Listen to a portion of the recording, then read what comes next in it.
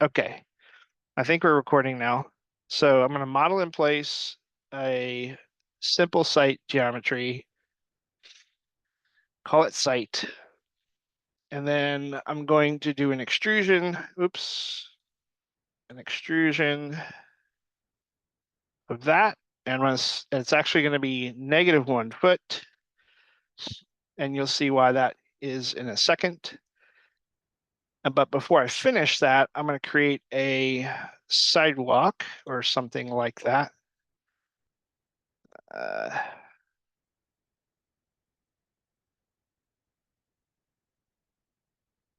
And then actually, let me do this.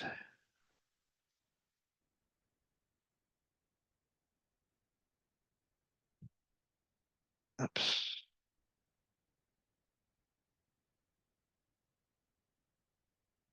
Oops. I'm just using line work geometry right now. And so what I've created first, the first mass, this thing, which is it starts at 0. Actually, I'm going to start it at 2 inches, and it goes to -1 foot. Will be the Earth, and I'm using air quotes with my hands, and my camera's not on, so you can't see them. So sorry for that. So I'm gonna use this Earth, and before I leave here, I'm actually going to set up the material before I even finish out the geometry. So this is the material editor. I have a YouTube video about this, but it's very, very simple to use. You always start out with well, let's see if they have one already. It should be under site and grass, and I don't see, oh, there's grass. Okay, so I'm going to use that, hit OK, and then finish that out. All right, so that's part 1, and that starts at 2 inches and goes to -1 foot. Then I'm going to create a sidewalk out of concrete. So that's my second extrusion. That is going to start at 0 and go to -1 foot. And it's very subtle, but the difference in height will matter with the elevations. I'm sorry, with shadows. And you'll see what I mean here in a second. So just cleaning up geometry, hit OK. Oh, I don't want that to be grass. Let me go back. 3D.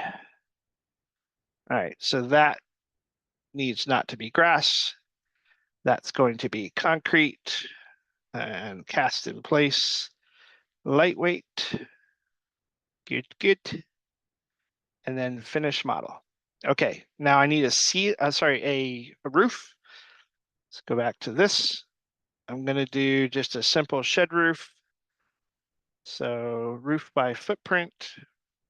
L2 is fine. I'll change the height of L2 here in a second.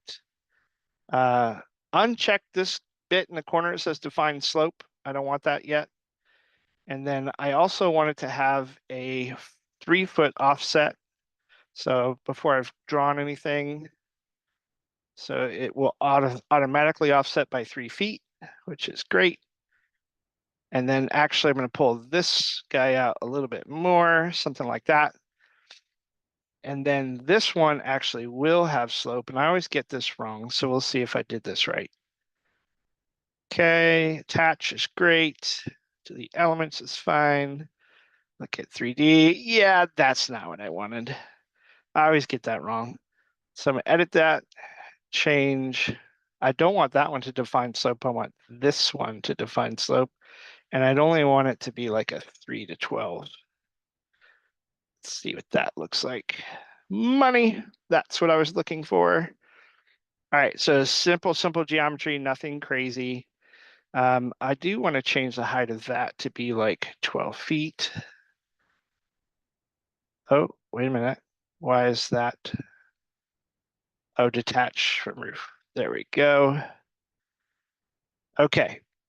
Everybody with me so far? Like, I haven't done anything super complicated. I'm going to pull this out, pull that out, pull that out. And then I'm going to put in plan. Oh, you know what? I did not do a floor. Let me do a floor real quick. I'm going to do wood wood finish, and I don't want any shadows or leaks, so I'm going to go from middle of wall to middle of wall. Hit OK.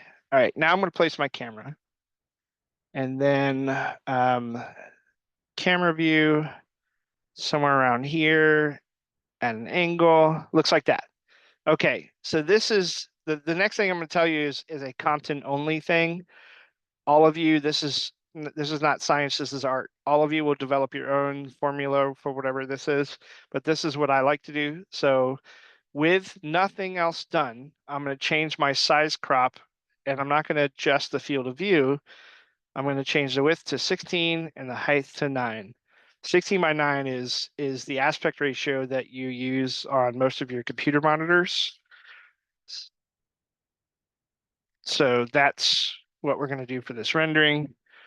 And then what you'll see is by leaving the field of view and not tweaking that, I got a really nice perspective, right? It's not short and stubby like the previous one. So I think we're ready to go. All I did was I made some simple architecture. I have a concrete sidewalk that is slightly lower than the grass. I'm actually going to walk forward a little bit. There we go. Come back a little bit. Okay, good. And then that's it. I'm ready to work in Enscape, right? So I click Enscape and I hit start. And what will happen is it will pull up a separate piece of software. It's embedded in Revit, but it doesn't live in Revit. It has its own standalone software. So there we go. Now that's kind of funky because the bottom of the roof is reflective. That's not what I intended. So I'm going to go back to Revit while the Enscape is running, and I'm going to change. First, I want to change the roof type to, let's see, we'll do. Actually, you know what? I'm going to leave. Nah, I'm going to change to this insulation on metal deck. And what I want, but I'm going to edit the composition of this. What I want to is insert another layer below. So think of this as the ceiling, if you will. And I'm going to make that wood. So wood planks, actually. Right? And then that'll be like, I don't know, 3/8 of an inch, something like that. And then we have roofing, rigid insulation, concrete, all that good stuff. Right? So hit apply it OK. Now what should have happened is Enscape automatically updated the rendering based on the changes I made in Revit. That's pretty nice. I don't have to leave the software and re-render. If you're not using Enscape, I don't know what the other software would do, but that's what Enscape does. Let me go back to this. I'm going to show you something else that I like. In Revit, if I change to shaded view, I don't want wood on the edges. So I'm going to use this modify tool, paint bucket. And if you're familiar with SketchUp, it's the same kind of thing. So we're going to go to the paint bucket, and my material palette pops up over here. I'm going to change the size of these. These are massive. Let's do 16 by 6. Oh, that's too small. That's a little better. All right, so I'm going to use this clad white, whatever that is. Hit OK. Oh, I should have done that. Clad white. Okay. I need to make this smaller. And then I'm going to paint. Oh, nope. Undo. I'm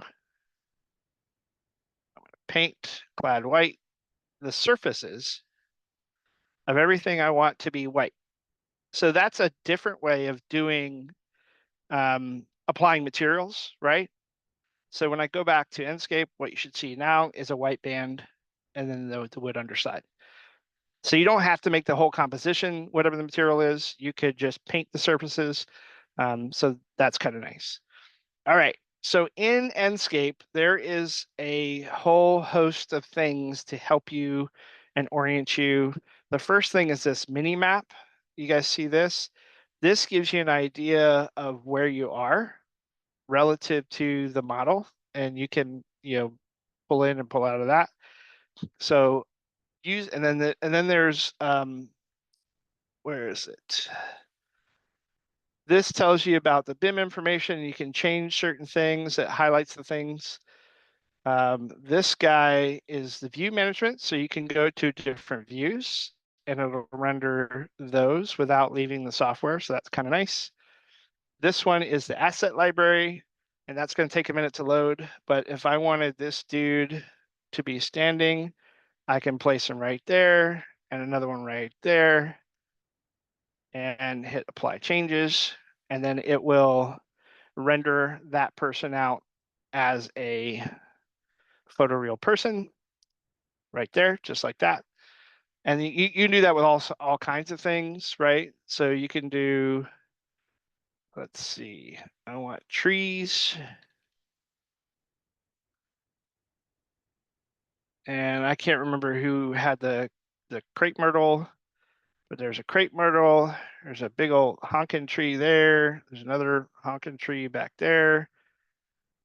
Maybe another one behind that somewhere. Hit apply.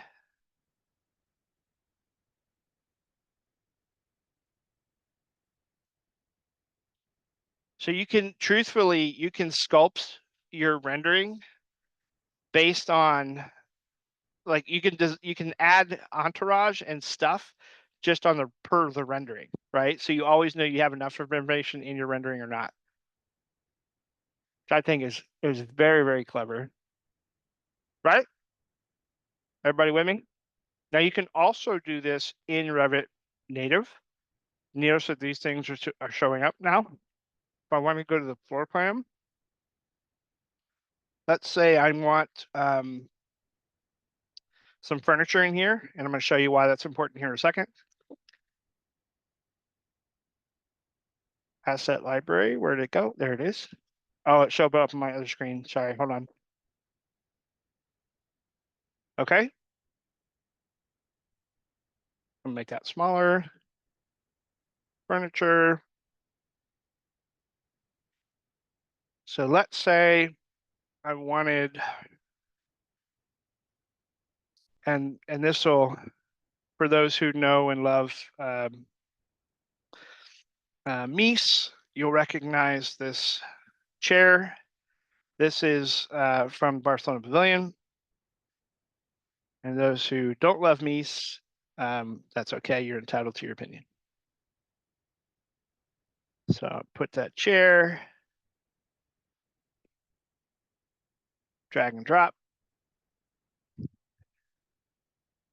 If you hold the space bar or hit the space bar, you can rotate around these things or rotate them in space like that.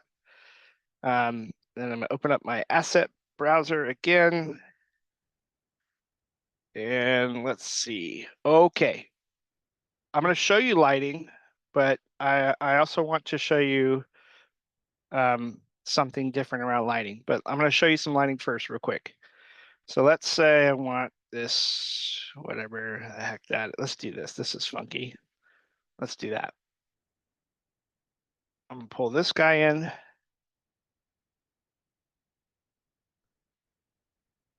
Maybe.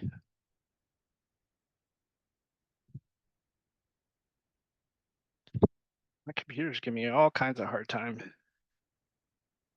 Put one there. Put one there. Oh, what happened? I want to delete that one out in their field because that was weird. All right, now. So I'm going to get a little closer, and I guess you keep going through these tools. We turn off my mini map. Site context. What do you want in the background? You don't want it to go on forever, so you can add context. Impact, ignore that. I don't mess with that ever. Ignore the video editor. We're not doing that. Screenshots is your renderings. AI enhancer I've never used. I don't know what that is.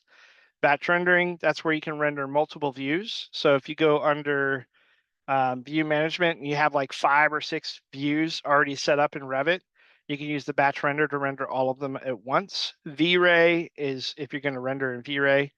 Panoramic is really nice. I think it's really nice as a tool to show. Let's say you have a really complicated lobby and just one still image isn't going to do it. This is a really nice way of showcasing that. EXE is something you give to someone else so they can watch it later without having Enscape. Minimap we talked about, safe frame. This is your perspectives. Fly mode or walk mode. I always use walk mode so that your whatever height you set your camera at originally, it is that height. There's VR and visual settings, and visual settings are kind of nice because you could do what I started to explain earlier. If you're going to use AI, for example, you might change your output to instead of being rendered to be just like a white model. Trying to remember where that is. Here it is, white. So we're going to close that. Wait, there we go. Now it's just a white model. So if you didn't want to apply materials in Revit or Enscape or whatever else, you can export this image to an AI tool like we were showing in class the other day, and then use that tool with those and give it some materiality prompts, and it would do that for you. So I think there's pretty nice control over what you would get. You can also get a light view, which is polychromic, right? So you understand the heat map. I think that's kind of neat. And then this one, actually, I'm just now seeing for the first time, watercolor. I don't know what, that's really interesting. That's new. I hadn't seen or used that one before. So that's interesting. And then I don't know what sketch is. That is what it looks like. So there's some really interesting outputs, but here's my favorite thing. And I don't know if this is going to make sense audibly or visually, but you can change the time of day just by moving your cursor. So how that works is you hold down Shift and you right click and hold and move your cursor. You guys seeing that? See the skies but if you look at the bottom corner, it gives you the time of day, right? So I think that's kind of neat, especially when you're trying to explain at what time of day certain things happen, right? So that's I like it anyway. It's also nice for interior rendering. So we're going to go inside, and I'm using W. There used to be a tool where I don't see it that would show you how to navigate. Where is that tool? Huh. Oh, here it is.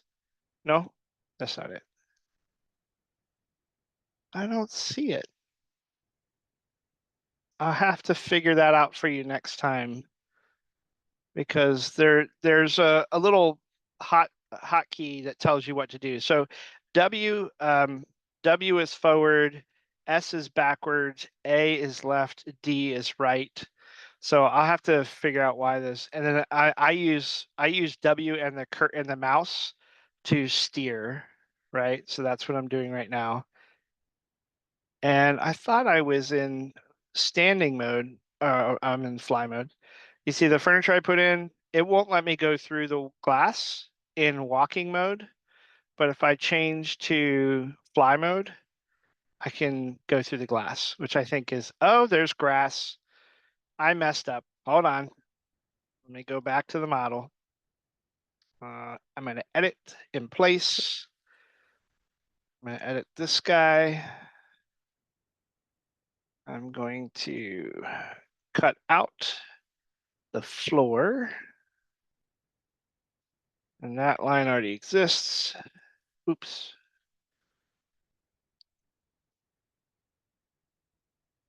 Sorry, I'm just trimming up geometry.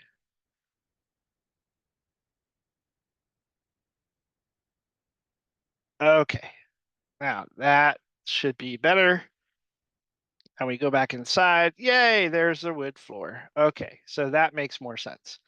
Now, what should happen is these lights, if I change the time of day, should come on, and they're not. Why not? I don't know why that is. They're Enscape assets.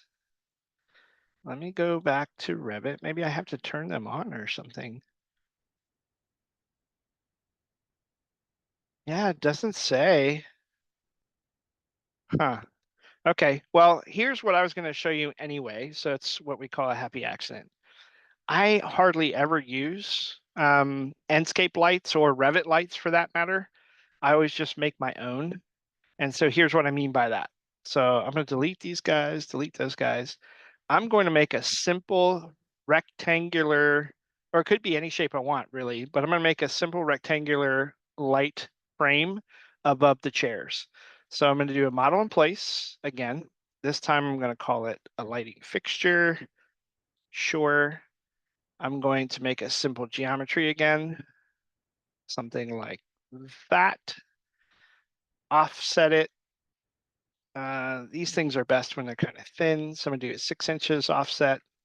Oh, copy that. There we go.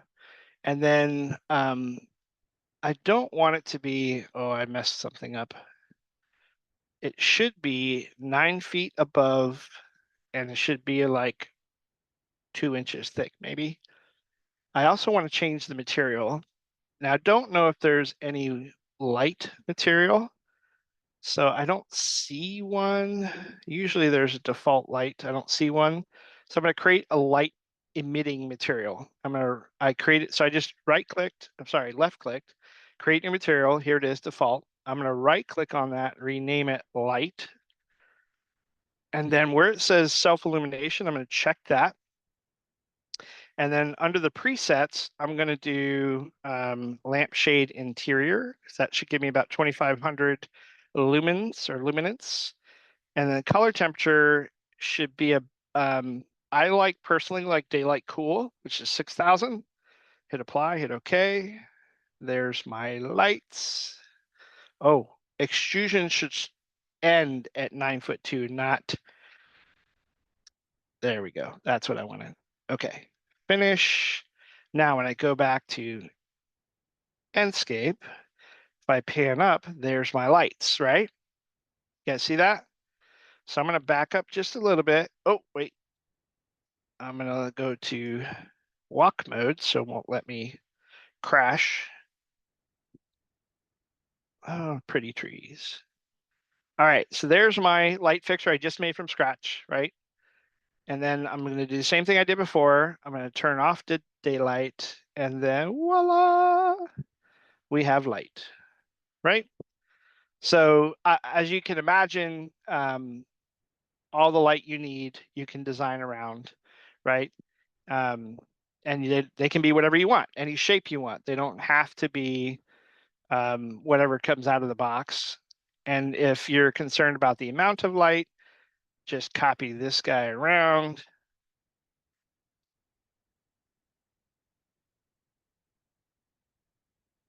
Right. And I'm just going to show you what that looks like in Enscape. There we go. Now it's better lit or more well lit or something like that. It's maybe the right way of saying that. And then, yeah, Bob's your uncle. Um, that's Enscape. It is incredibly easy, in my opinion.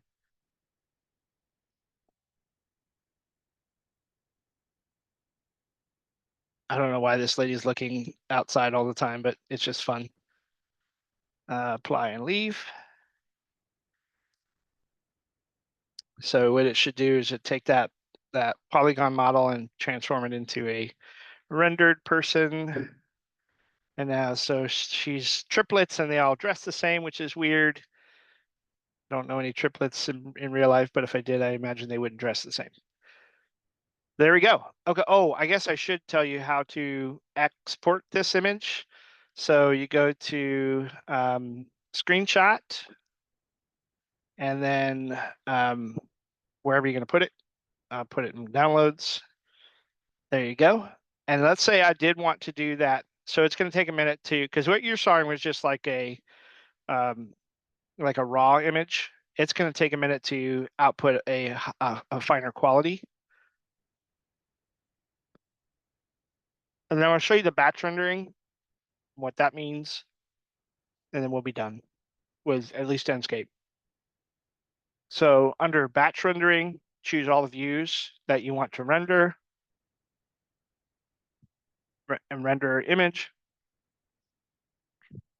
And then where you're going to put it, again, downloads. So it's rendering that image. Notice it didn't change the time of day for that view. I'm curious if it'll hold the day or the time of day for the interior view. It did, good.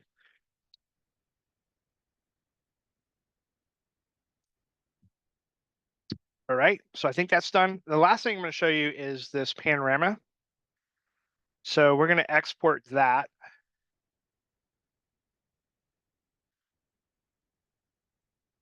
Because I just think it's a cool feature. It's taking a minute.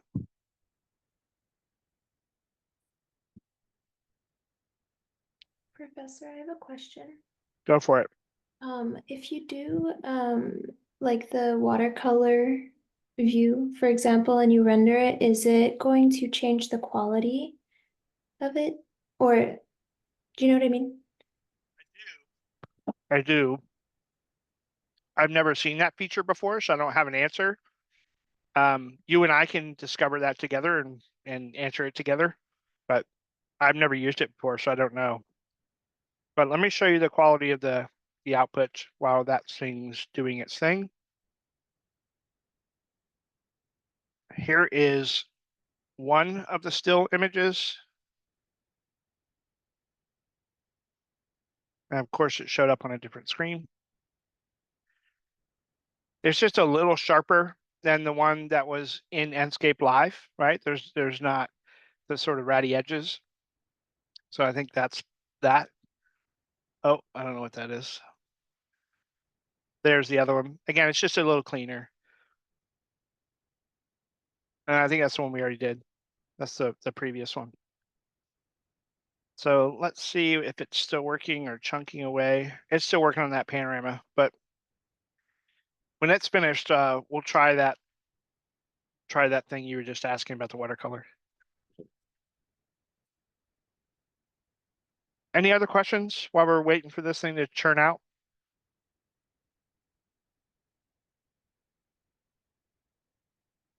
Yes. How do you add, like you want Advent Health Streets specifically? Mm-hmm. Um, would we have to import then these renders into an image, or did previous years students ask possibly how they incorporated the city, like the realistic city, into the renders? Yeah, that's a Photoshop exercise. You would cut out the building and then import into a photograph you already took. Mm. So I'm going to show you what that means is what the way I would set that up is a white background instead of a cloud background. And then with the white background or a color, it doesn't matter what it is, but with the white background, you can quickly select the areas around the building and put it into the street to the photograph you took. So I'll show you that again also after this.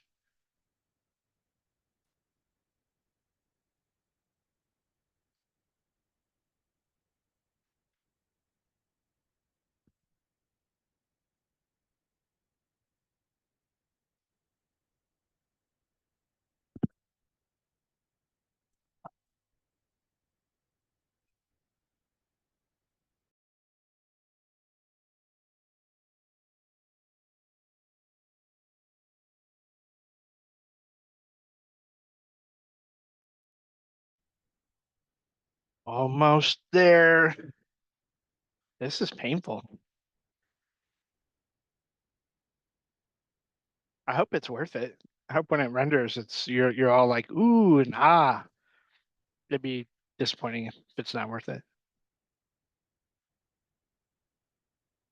Okay, let's see what we got.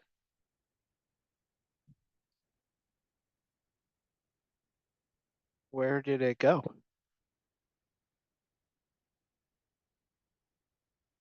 Where where did it go? Let's see. Um, uh, Input? No.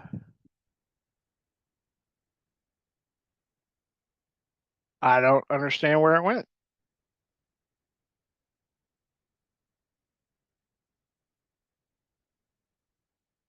That's not worth it. That's a bummer.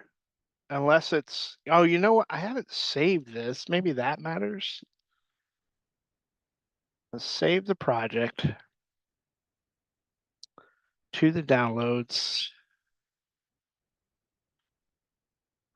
Where's downloads? Downloads. Okay.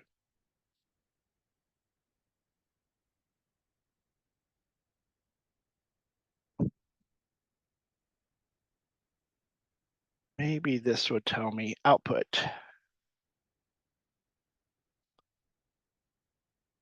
Well, here's where, by the way, here's to answer one of your questions where you get the white background. So I'm going to go back to this. Actually, let me create a new view.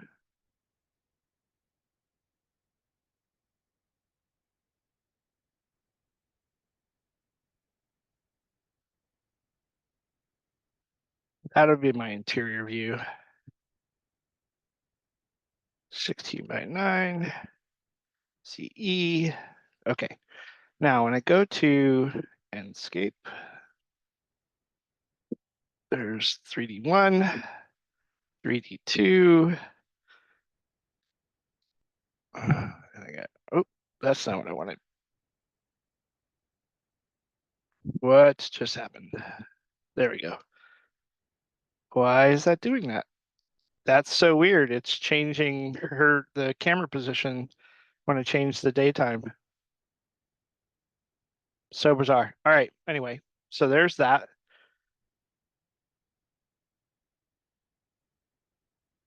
Okay. And then you asked about, so there, oh, white background. So click this guy, go to sky, choose white background. Now it's a white background.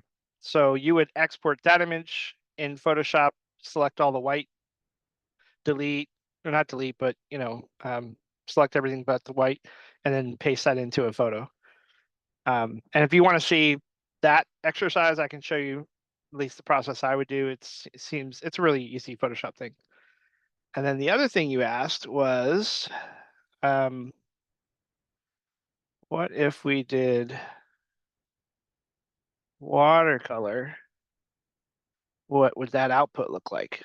And I don't have an answer for that. So let's see. Call it WC for watercolor. All right, so you see what this looks like, right?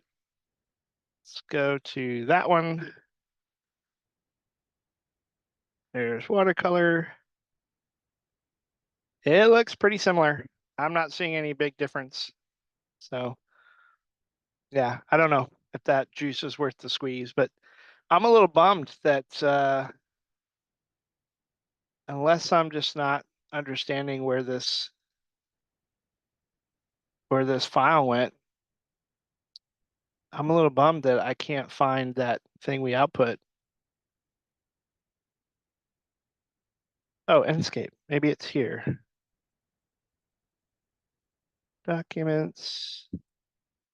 Sorry, give me a second. I'm trying to find this silly thing. I don't know.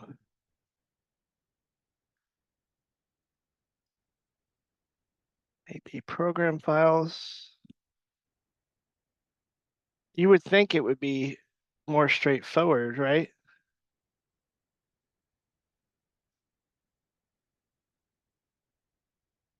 Yeah, I don't know. I don't know where it went. Is this none of these, right? Yeah, that's not doing anything.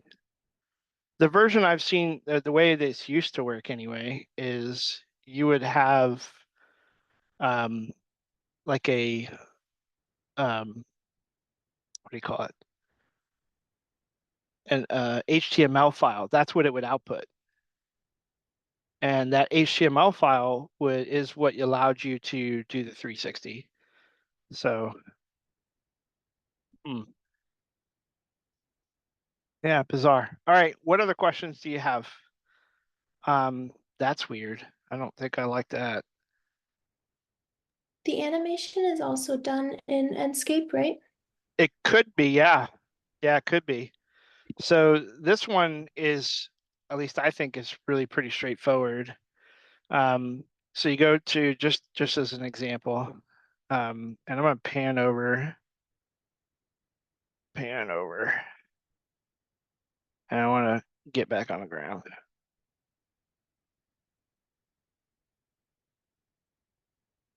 Okay. I mean, I've never done this watercolor, so I'm gonna try this instead. Um, so you open up your video editor, right? And then you start your what do you call it? Plus button. Move forward, and then add a keyframe. And move forward again. Maybe look over here, add a keyframe. Maybe look back there, add keyframe, center, move forward again, add keyframe, and then you can play that back. Well, it's going to rewind first. All right. Why is it? That's so funny. It's going backwards. I guess because of the way I started the keyframes, it's going backwards and not forwards. So that's interesting. Uh, I wonder if I would. I'm going to see if we can export that out. But why is it going backwards? Sorry. Yeah, I don't understand that. Ease in and out. No. Path. Huh.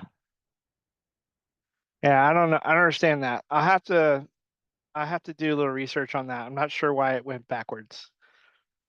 But my point is it's very easy to do, right? You saw it. I just hit a keyframe, I move the camera, hit a keyframe, move the camera again, hit a keyframe, move the camera again. Bingo, bango. There's your animation. Now, what I'm recommending to all of you is that you don't do animations on rollerblades, and then you certainly don't do drone animations, meaning you magically fly from one floor to another floor. The transitions is what I'm telling you to figure out. And they're not they're hard. That's what makes the art in the architecture, in my opinion, is how you figure out those transitions. Oh, oh no, no, that's not the panoramic. That's the MP4 we just made. So here's the animation output. Maybe, maybe, maybe. I don't know. I have zero patience. That should have worked. Maybe I'm trying to use the wrong software to open it. Let's try something else. Open with media player.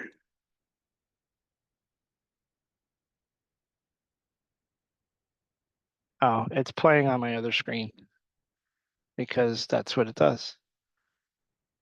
All right.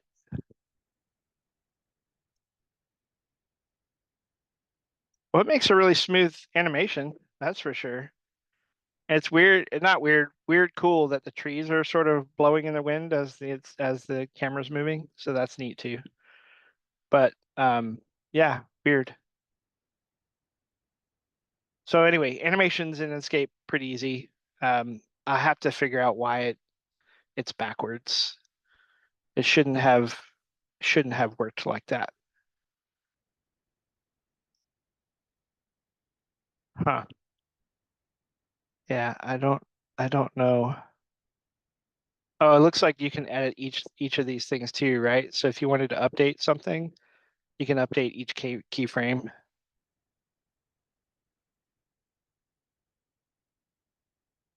Update.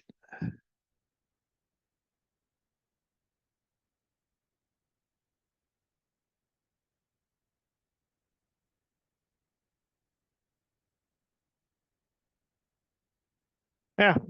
Anyway, so there we go. Any thoughts, questions, comments, concerns?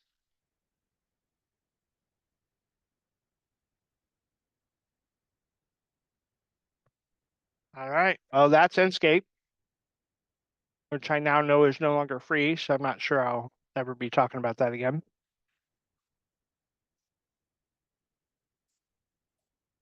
I'm here for y'all. What questions do you have for me? If you're done with me, I'm done with you.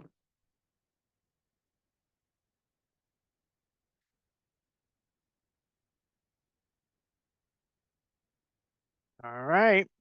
Well, if you think of something between now and what is today? Thursday, Tuesday. If you think of something now between today and Thursday, let me know.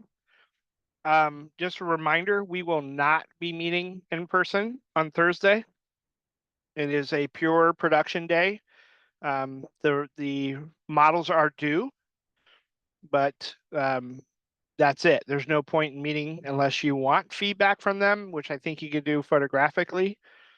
Because I thought we voted on this in class. If you all have changed your mind and you want to meet, I'm happy to do it. But I thought we voted to not have class. So we'll meet online. We'll meet on Zoom one more time on the 17th. And then again on the, what is it, the 22nd before. Are you guys okay? What's happening? We bumped our heads. Someone needs to call the EMT. Someone call 911.